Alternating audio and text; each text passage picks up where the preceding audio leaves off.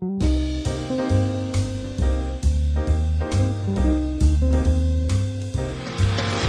Edge is a story of a million street kids who learned how to be positive. Drug, alcohol, smoke-free. An ever-growing lifestyle. That's called the Straight Edge lifestyle. This is the alternative here, to use the clarity of mind to become an effective revolutionary. See what the world is like through sober eyes. An underground community built by hundreds of bands, thousands of fanzines, and millions of people around the world who don't do like the majority, collectively inspired by a single song.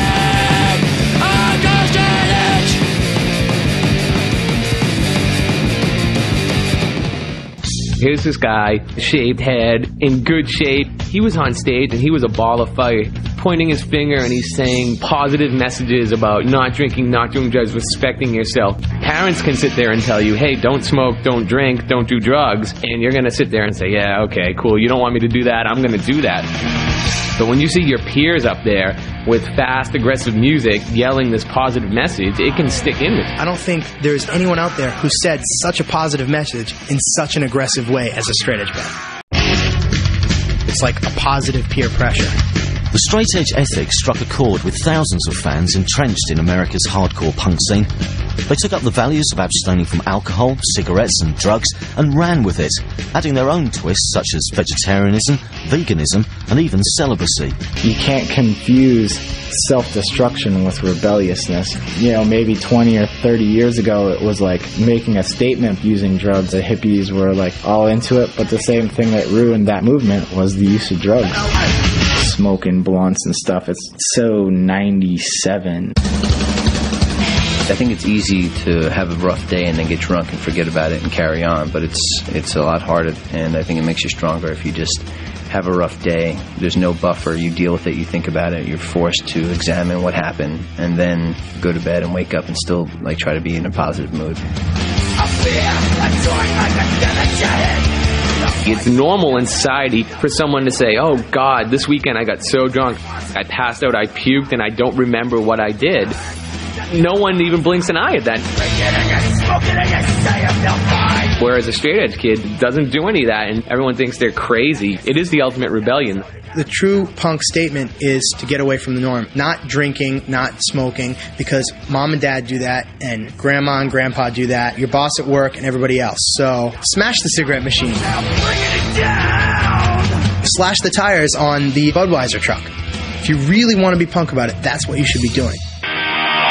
The alcohol and the tobacco industries are part of the government in a sense, because the people who run the government and the people who run just about everything in the country are the people who have money. And the drug and alcohol industries are huge, powerful industries. You may be thinking, what's the big deal? My mum doesn't smoke or drink, but she doesn't need to tell the world. Straight Edge is more than a commitment to clean living. Straight Edge is family. It's a community that you kind of have to be like informed and involved in and contributing in some way. My friend booked the show. A couple of my other friends passed out flyers. One of my friends is doing the sound. The other person has a car, so he picked up the sound equipment. The other person's making spaghetti in the back. The other person is taking money at the door. And when that band plays at the end, every one of those people drops what they're doing. They're up front, they're dancing, they're singing along. I'm surprised the U.S. government hasn't declared Straight Edge a cult yet. They do. One of the big problems of the Straight Edge movement, the interest in it has always revolved around the more extreme elements. If you go to a party and there's a fist fight, the next day you're going to talk about the fist fight. Everybody else in the room could have been talking about the most interesting, incredibly beautiful things happening there.